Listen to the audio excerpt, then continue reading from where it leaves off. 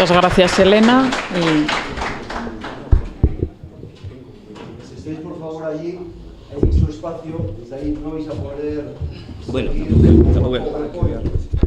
no, ya me creo. No te preocupes. Podéis seguir mucho mejor la exposición.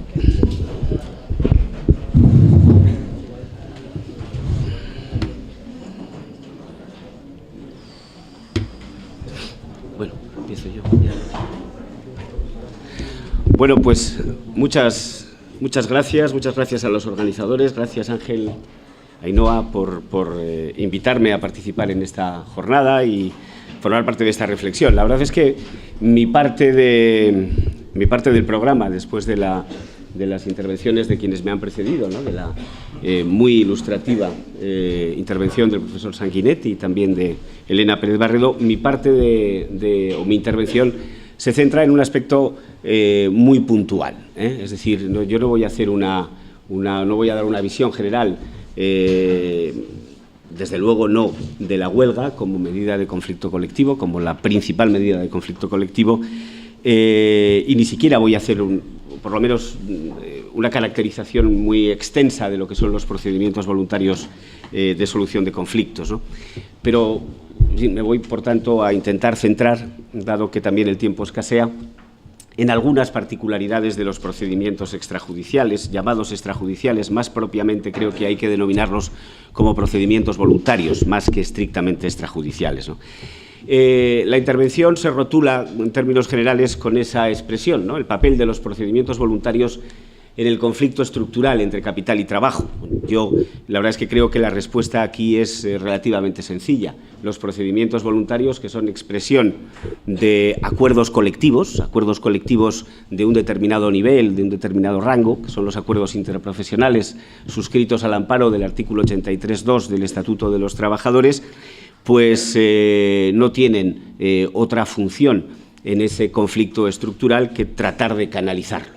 Y tratar de canalizarlo como las partes hayan querido hacerlo, es decir, dentro de las decisiones voluntarias que las partes adoptan al suscribir sus acuerdos, ¿no?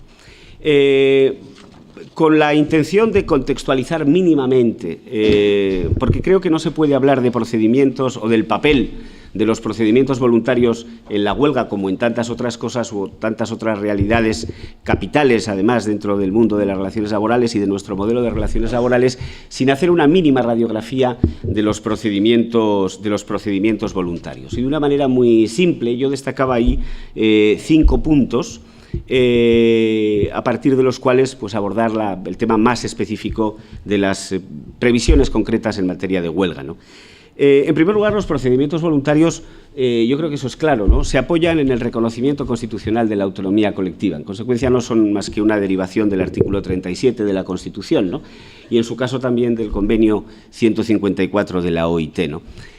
Nosotros conocemos bien digo nosotros, en fin, no yo personalmente, conocemos bien la historia, porque el primer primer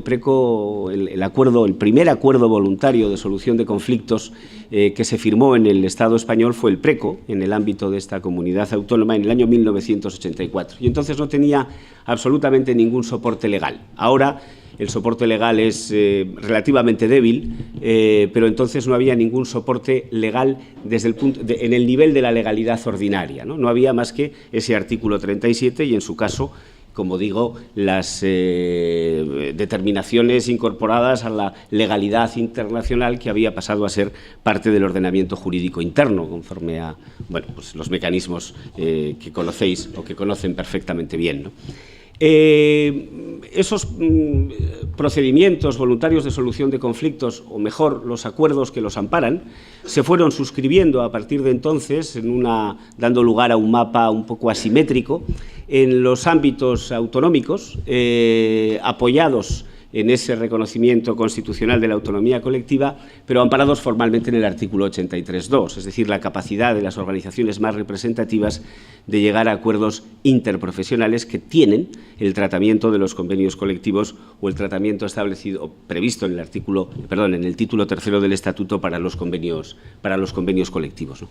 Es verdad que los procedimientos reciben, y los acuerdos que los sustentan, reciben un cierto impulso legal a partir del año 1990, ¿no? Y hay como, me parece, estoy simplificando mucho porque estoy haciendo, insisto, una radiografía de urgencia, ¿no? Reciben básicamente dos impulsos, ¿no? Uno muy procesalista, aparece en el año 1990 con la reforma de la entonces llamada Ley de Procedimiento Laboral, que introduce un artículo o una previsión normativa en el artículo 63 que permite sustituir a la conciliación administrativa previa por estos procedimientos, por estos acuerdos interprofesionales del artículo 83.2, ¿no? Y eso probablemente ha condicionado la historia de los procedimientos, porque los procedimientos se conciben en el imaginario colectivo aún todavía como un mecanismo alternativo a la solución judicial, cuando yo creo que su verdadera potencia y su verdadera, en fin, su papel sustancial en el modelo de relaciones laborales trasciende con mucho esta manifestación muy concreta o muy específica, ¿no?, de ser un medio alternativo de resolución de conflictos.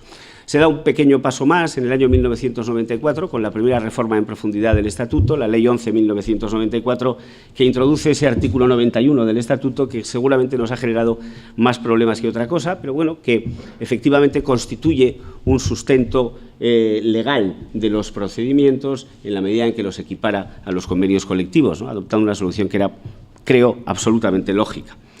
Bien, a partir de ahí, como digo, eso condiciona un poco la vida de los procedimientos y la utilización incluso de los procedimientos en la dinámica de las relaciones laborales colectivas, y se empiezan a usar sobre todo, insisto, como mecanismos a concebir y a entender como mecanismos alternativos a la solución judicial de los conflictos, ¿no? Probablemente sin reparar, o quizá reparando, pero en todo caso sin tomar plena conciencia de que eso minimiza enormemente la eficacia de los procedimientos, porque en el mejor de los casos los procedimientos sirven y se utilizan para resolver conflictos estrictamente jurídicos, es decir, o visto desde la otra perspectiva, conflictos que son susceptibles de judicialización, ¿no? Cuando, en realidad, como yo decía antes, los procedimientos voluntarios pueden y en mi opinión deben potenciarse como un verdadero instrumento auxiliar y no como una medida alternativa o como una vía alternativa a la judicial, sino como un instrumento de apoyo, un verdadero instrumento auxiliar de apoyo a la negociación colectiva, ¿no? Valga esa pequeña radiografía para contextualizar el tema algo mejor, ¿no? Bien, la siguiente es muy sencilla, ¿no?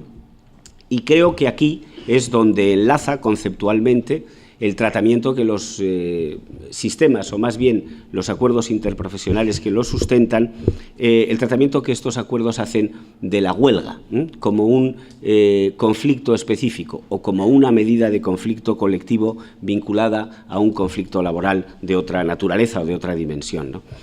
En el corazón de los procedimientos voluntarios de solución de conflictos lo que late es una idea de voluntariedad, ¿no? Ese es el referente máximo o ese es el núcleo sobre el que se construyen los procedimientos autónomos o los procedimientos voluntarios de solución de conflictos. Es verdad que esta voluntariedad a veces no se entiende bien del todo, porque el artículo 63 de la Ley de Procedimiento, ahora de la Ley de Jurisdicción reguladora de la jurisdicción social, permite sustituir a la conciliación obligatoria previa, que es un trámite preprocesal, es decir, que forma parte de los requisitos que alguien tiene que cumplir para ejercitar una acción jurisdiccional, permite sustituir a la conciliación obligatoria previa por estos procedimientos, convirtiéndolos así en procedimientos de utilización obligatoria. Pero el hecho de que sean procedimientos de utilización obligatoria no significa otra cosa que se convierten en un trámite previo que la parte tiene que agotar para acudir al juzgado, tanto en conflictos individuales como en conflictos colectivos por la vía del artículo, de acuerdo con lo previsto en el artículo 156 de la ley reguladora, ¿no? Ahora, eso no quiere decir en ningún caso que la tramitación del procedimiento en sí, que la tramitación de la mediación o de la conciliación o eventualmente del arbitraje sea obligatorio. Seguir un procedimiento de mediación, de conciliación, de arbitraje, depende siempre y como principio general de la voluntad de las partes. Son las partes las que se someten o no a esa oferta que se les hace desde los sistemas cuyo funcionamiento se sustenta o se asienta en los diferentes acuerdos, ¿no?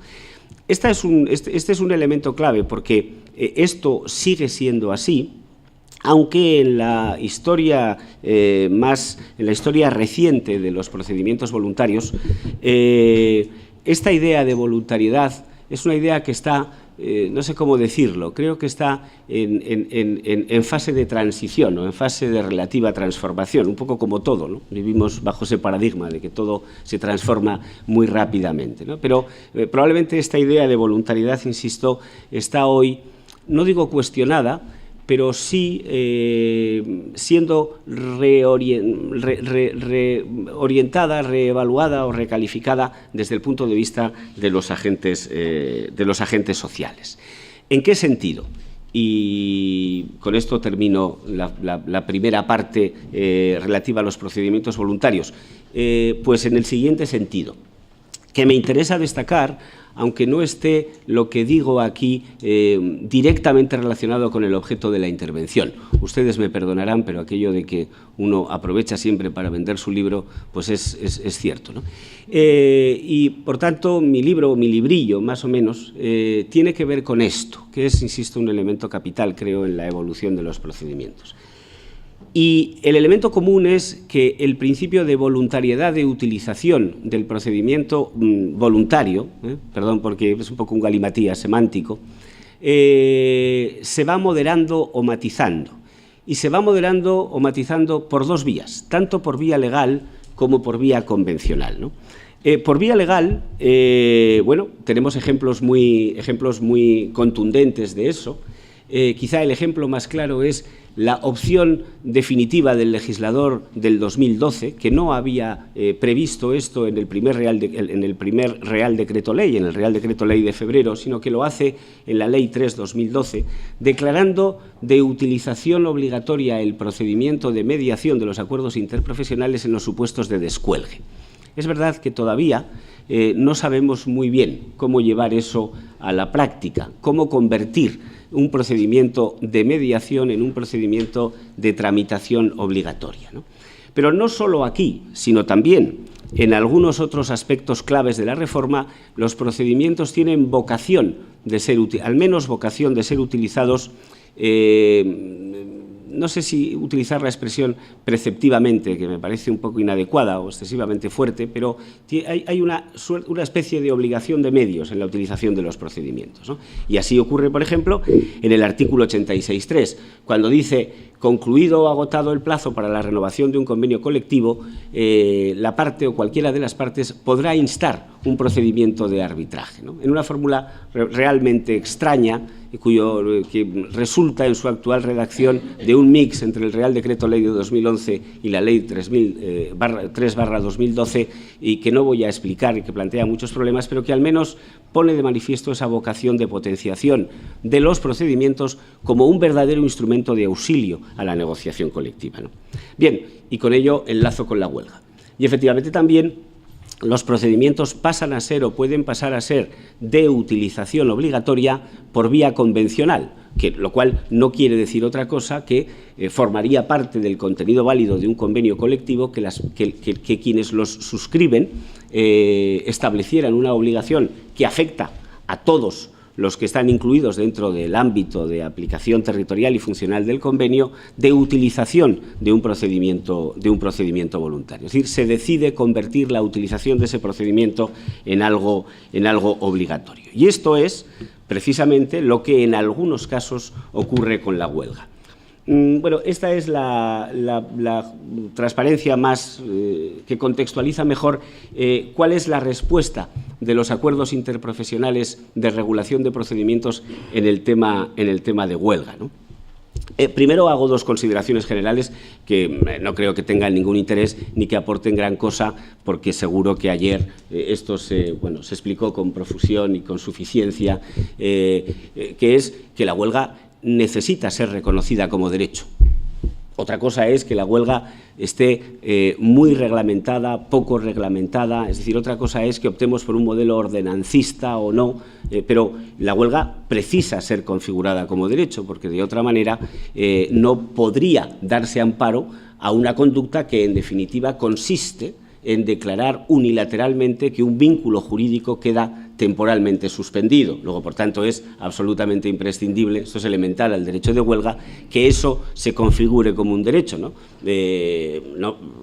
No en vano, digamos, los manuales al uso nos explicaban siempre la huelga, diciendo la huelga comienza siendo un delito, la huelga continúa siendo una libertad, pero evidentemente el modelo de huelga-libertad es notoriamente insuficiente, porque la huelga precisa de ser configurada como un derecho constitucional, un derecho de un rango preferente, ¿no?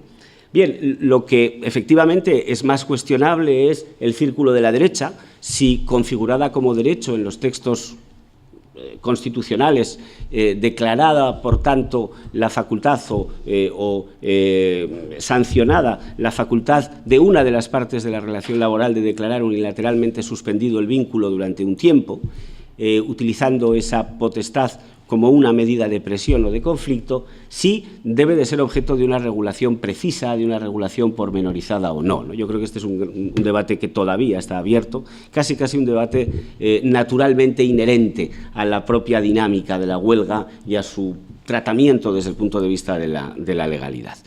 En cualquier caso, y más allá del debate teórico, lo que efectivamente pasa en nuestro sistema legal es que ese derecho sí está regulado, ¿no? Yo ahí, porque no se me ocurría otra forma de decirlo, he puesto eso de la tortuosa historia legislativa del derecho de huelga en el ordenamiento jurídico español. Todo el mundo sabe a lo que me refiero, ¿no? Un derecho que está regulado en un texto legal preconstitucional, cuando es un derecho de rango, es un derecho fundamental y, por tanto, tiene o precisa de una regulación especial a través de ley orgánica. Bueno, y además no solamente está regulado en una norma preconstitucional, sino que para más, me cuesta encontrar el calificativo, pero para mayor despropósito en términos técnico-jurídicos, además la regulación se contiene en un texto normativo caracterizado por la excepcionalidad, puesto que es un real decreto ley, es decir, es un texto que está justificado por razones de extrema, extraordinaria urgencia o necesidad, en las que el Poder Ejecutivo irrumpe en la esfera o en el ámbito del Poder Legislativo y dice: oiga, yo voy a dictar normas que valen como las suyas. Pues ya me contará usted por qué. Hombre, pues porque tengo que actuar rápido, necesito, porque esto es, bueno, pues llevamos, me cuestan hacer los cálculos, llevamos 40 años, ¿no? Lo cual es absolutamente… En fin, dicho esto como un poco como anécdota y para remarcar, supongo, lo que es un poco el hilo común del tratamiento de la huelga, pues efectivamente ese desarrollo legislativo de la huelga, y este es el precepto clave, sigue conteniendo un precepto, un artículo, que es el artículo 8 en sus apartados, básicamente en el apartado 1 y también en el apartado 2, que dice que efectivamente los convenios colectivos, es decir, la negociación colectiva, es una vía para establecer normas complementarias relacionadas con los procedimientos de solución de las huelgas, ¿no? Por tanto, da validez a eso, ¿no?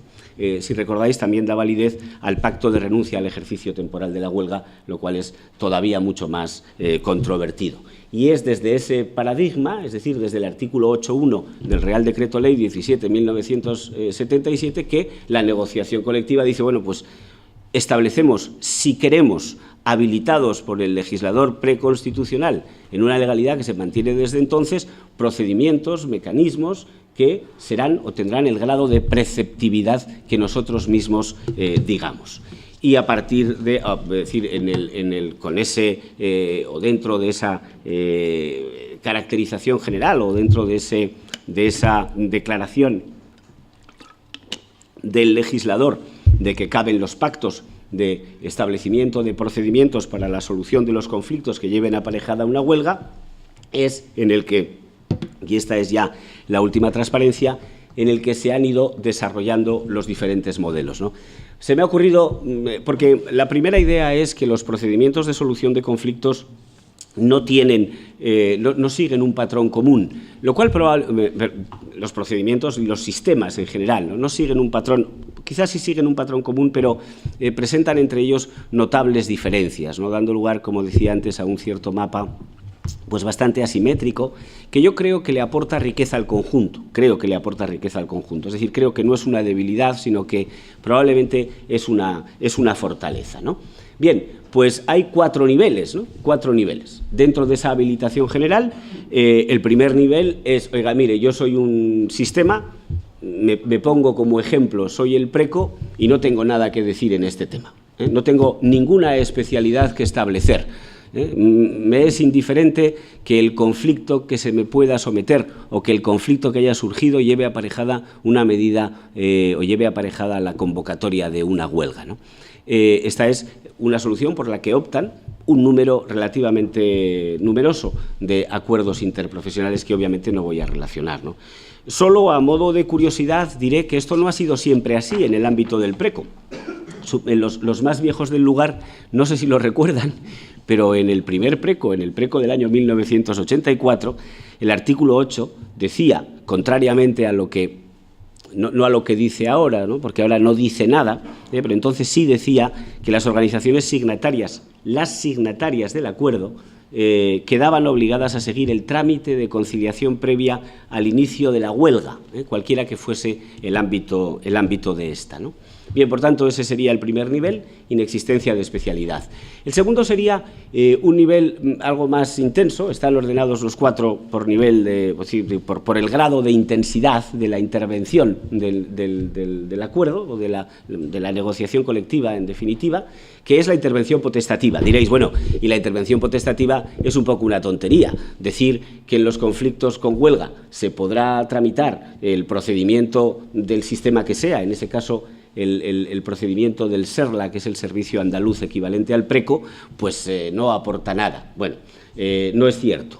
Normalmente quienes optan por ese modelo establecen una consecuencia, cuyo incumplimiento efectivamente sí puede tener consecuencias legales y puede afectar a la licitud o ilicitud de la huelga, ¿no? Que es que la aceptación del procedimiento, aunque sea de promoción voluntaria, si se acepta por la otra parte, conlleva necesaria y automáticamente la suspensión de la huelga. Y si se produce la suspensión de la huelga porque el acuerdo así lo prevé, porque 2 partes han decidido someterse a una mediación o a una conciliación, en este caso del SERLA, pues efectivamente las medidas que se adopten durante ese periodo deberían o podrían y serían muy probablemente calificadas como medidas que viciarían la huelga y que convertirían la huelga en ilegal, ¿no? Junto con él está en el tercer nivel, voy muy rápido porque el siguiente, digamos, paso, el siguiente escalón, el tal es el tribunal, no recuerdo ahora, el tribunal arbitral laboral, ¿no? En todo caso es o se corresponde con el acuerdo valenciano, de la Comunidad Valenciana, donde se establecen disposiciones en materia de huelga que desgraciadamente no son todo lo claras que deberían de ser. Creo que cuando las partes deciden que en la huelga o para el ejercicio de la huelga se introduce un requisito adicional, deben ser claras en decir en qué consiste ese requisito y cuáles son sus consecuencias. ¿Qué quiero decir con esto? El acuerdo valenciano dice que cuando hay una huelga, la mediación en el conflicto del que deriva la huelga es preceptiva, lo que quiere decir que sería obligatoria. Recordar que antes he dicho, los acuerdos se basan en la voluntariedad. Usted viene al procedimiento si quiere y si no quiere, no viene. Y aquí habría una excepción a ese principio, que es, oiga, usted tiene necesariamente que someterse a una mediación previa, a una mediación obligatoria. A una mediación obligatoria en el conflicto de base, ¿no? Aquí la pregunta está servida, ¿no? Hay una serie de hipótesis. Primera, ¿a quién se dirige esa obligación? ¿A quien promueve la huelga? ¿A aquel frente a quien se ha convocado la huelga? Es decir, ¿quiere eso decir que el convocante de una huelga tiene que acudir preceptivamente a la mediación en este caso, del tal o del servicio que esté establecido en Valencia. Bueno, si es así, ¿qué consecuencias tiene la omisión de esa vía previa? ¿Vicia o no la huelga desde el punto de vista jurídico, desde el punto de vista de la licitud de la medida de acuerdo con las previsiones del Real Decreto 1777? Ninguna de esas cuestiones me parecen relevantes, se responden. Pero en todo caso solamente lo cito para decir que si se adopta la decisión, creo que hay que tratar de ser mucho más claro en la definición de las consecuencias, ¿no? Sobre todo de en qué consiste el requisito y de cuáles son las consecuencias. Bueno, y llegamos, por último, al nivel final, que sería el del acuerdo de solución autónoma de conflictos, que es el acuerdo estatal. He puesto ahí una raya, el SAMA, que es el sistema aragonés, un poco para dar la idea de que este es el modelo por el que ha optado el acuerdo estatal, el quinto ASAC, pero no es el único acuerdo interprofesional que prevé la intervención obligatoria, ¿no? Tanto el ASAC como el SAMA y otros dicen que la huelga o que con carácter previo a la iniciación de una huelga debe de agotarse el procedimiento, ¿no? Y, por tanto, si no se agota el procedimiento con carácter previo a la declaración de la huelga, habría una violación de lo establecido en el propio acuerdo. Por tanto, se estarían infringiendo algunas medidas introducidas por la negociación colectiva, artículo 8.1 del Real Decreto Ley, y en consecuencia eso viciaría la huelga al amparo de lo que dice el 11D del propio Real Decreto, ¿no?, que declara ilegal la huelga en el último de sus apartados, un apartado muy controvertido. No puedo entrar en eso, pero sería muy interesante: cuando la huelga se produzca contraviniendo lo dispuesto en el presente Real Decreto Ley o lo expresamente pactado en convenio colectivo para la solución de conflictos, con todas las consecuencias que tiene, evidentemente, la declaración de licitud de la huelga. Y esto es lo que yo quería decir en relación con los procedimientos. Muchas gracias por vuestra atención.